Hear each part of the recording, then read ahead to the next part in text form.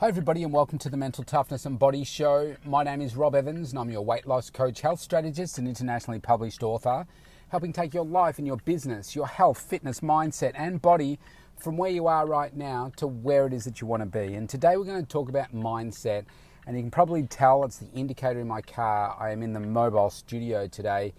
Today I want to talk about resilience, and just 2 days ago I talked about practicing focus.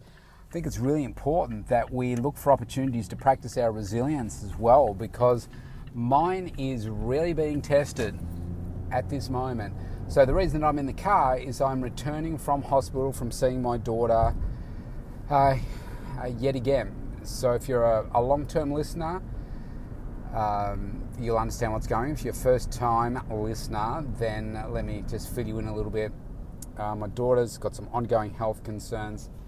I don't disclose the exact nature of those just to protect her privacy, but this is her fifth admission this year into hospital, and it's hard. It's so hard to see her go through what she's going through, and trying to come up with a different plan each time to try and get a breakthrough.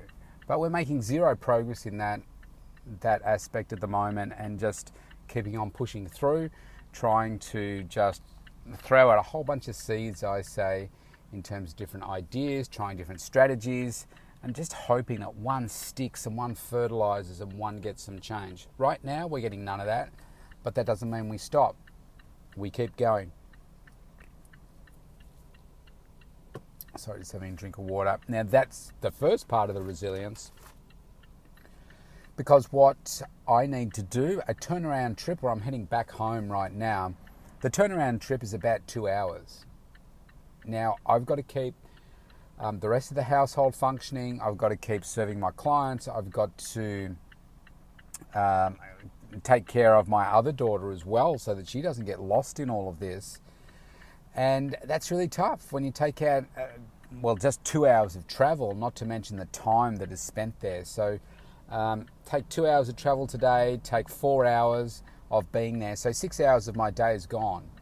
And that happens every 2 days, but about 4 times a week. That's happening. And of course, that's got to have an impact somewhere, doesn't it? And I'll come back to that in a second. The other resilience test right now is COVID. I mean, my goodness, I don't think anywhere in the world has been stretched as much as Melbourne, Victoria has in terms of COVID. And believe it or not, because of what's going on up in Sydney at the moment, which has got a whole bunch of cases kind of going out of control there every day, of course some of that has come back into Victoria. They've had 9,000 people return from hotspots in New South Wales back to Victoria. So guess what? It's out in the community.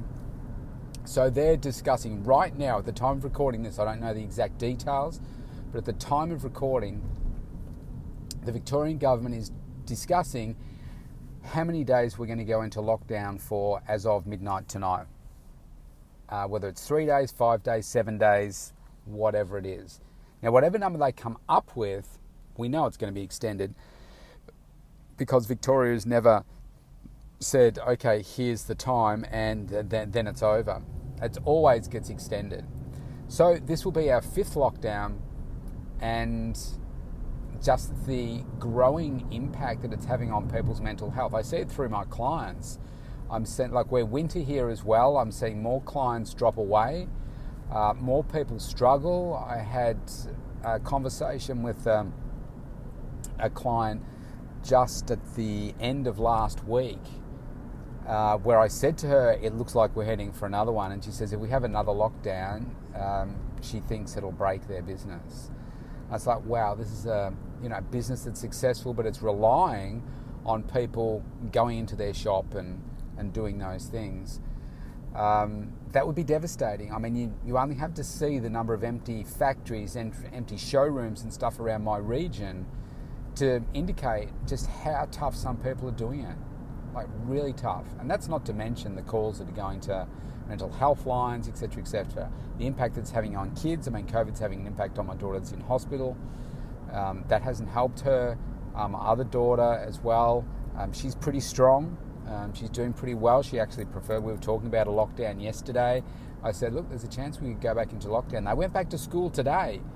And chances are, well, by midnight tonight, they'll go to school one day and no school tomorrow. That'll be the chance of it. And back into, homeschooling again. It's like, man, the impact on our kids is, I don't know, I just don't think we can relate to it.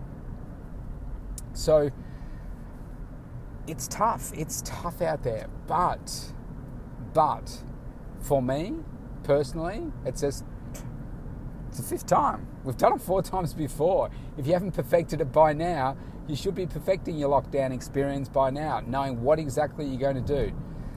I mean, it's unfortunate that my daughter's in hospital. Each lockdown we have provides me with a great opportunity to be able to just explode another part of my business. Yes, it means that I can't physically see people, but we can still Zoom, so I can still have those clients that we flick a switch and bang, they go over. Others will say, no, I'll come back when we're open because that's just the experience that they want to have. Okay, that's fine. But that extra time that frees up, I use it to grow other areas of my business, use it to improve other areas of my business. And so each lockdown that comes, I say, yes, now's the time to do that. So yesterday, was it yesterday or the day before? Sorry, just gave a drink of water because I dehydrated in the hospital. On my social media, I posted it's got animated pictures of me, where it says on one side, it's raining, and the other side, it says it's raining. And just about the mindset approach to, if it's raining, where you can say things like, oh, it's raining, it's wet, it's so cold, I can't go out, I can't do this, I can't do that. On the other side, it just says, yes, it's raining, and it's a picture of me dancing. And that's just how people react differently to the exact same situation. So I wasn't always good at this though. And I'm sure if I was a child and I was going through this, then it would impact me differently as well. I mean, when you're a kid, you don't think about the impact that it's having on your parents, unless it is prolonged and you start to see financial stress. I'm in a really strong financial position, so it doesn't bother me. But I worry about my clients. I worry about my fitness family, and obviously I worry about my kids as well. But I'm only where I am because I've practiced it. And the very first lockdown we have, so I've got to have another drink, I'm so dehydrated, was only because of that first lockdown where I said, right, big opportunity for you to step up, boy, and not just talk about what you do to everybody else, but prove it to people, show it. Results don't lie. And that's what I did. And then second lockdown, it was easier. Third lockdown, it was easier. Fourth lockdown, you just flick a switch. Unfortunately, during the fourth lockdown, my daughter was in hospital and I spent most of the lockdown commuting backwards and forwards to hospital. So I missed out on that opportunity to be able to grow my business and do those things. And yes, I was there for my daughter, but with hindsight, we're not making any progress the more time that we spend, but obviously it's necessary to try and to search for that breakthrough. Leaving no stone unturned, I guess, is the bottom line there. So we've got to keep practicing it. Already I'm getting messages from my clients. They're the ones that made me aware of it. I'm like, man, I know that we were talking about it. They say, oh, we're going to lockdown midnight tonight, so I guess I won't be seeing you tomorrow. I was like, well, hang on a second. So I race around and I look for the latest press release and everything. There is no declaration that we're going into lockdown tonight. They've talked about it, and yes, chances are we will, but there's been no announcement yet. And people just get carried away and kind of dramatise things straight away. It's like, okay, we go into lockdown, we just go into that next phase of what it is that we do, what it is that we have been doing. Don't stress. It's okay. You'll be okay. The person that sent it to me is actually an essential worker, so their income's not going to be affected. They'll be fine. But I was just talking to a colleague just before actually, and she agrees that the pressure that our clients are seeing, the pressure that she's feeling too, is quite immense. She's kind of struggling a bit, so I like to check in to make sure that she's doing okay. For me, I just flick a switch. It's like, this is just part of life now. And other parts of the world, like the US, I know that they look at us and say, oh gosh, somebody sneezed in Victoria, gosh, you better lock down, quite flippantly, because they've got thousands of cases a day and are open and getting back to normal and doing those things and just dealing with, whatever happens in the health system, whereas we have a zero tolerance to it. So it's interesting. What's right, what's wrong? I don't know, right at the very beginning, if you go back over probably 18 months, you'll hear me talk about the fact that at some point somebody's going to look back and say, gosh, maybe we shouldn't have locked down because of the drastic impact economically and the mental health impact that these lockdowns have had on people has been far worse than the potential impact on the health system and deaths and so forth. We're never going to know. It's just that Victoria's chosen this path, other countries chose another path. We've got even differences in like fighting between states, whereas New South Wales, they are trying to stay open still as much as possible, whereas Victoria has a zero tolerance to that. New South Wales says Victoria's got it wrong. Victoria says New South Wales has got it wrong. Who's right?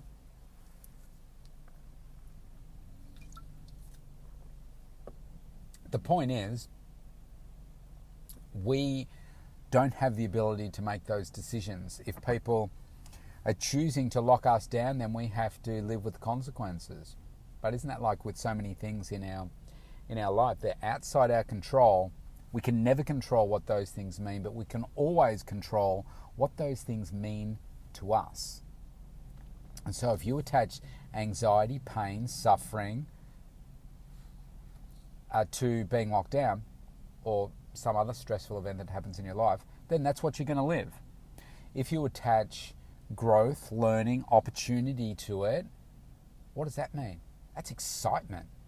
That's like, wow, let's go. And that's where I like to spend my time. So keep on practicing, just like your focus. Look for these opportunities to practice your resilience and step into it, because you get stronger, you get better outcomes. I tell you what, you get a lot more respect from people around you as well, because they can see, wow, look at how you live. Look at the results that you're getting. Nothing stops you. Think about it like Superman with bullets coming off Superman's chest, or Supergirl if you like. Impervious to pain. You just push on through. So I hope you stay safe wherever you are. There's still a lot of COVID around. I hope you and everyone that you know, your family, are all well, because I know the death toll does keep climbing. Just stay safe, keep looking after yourself, do the things to improve your health, what you can control. If you don't want to get vaccinated, don't get vaccinated, but stay healthy.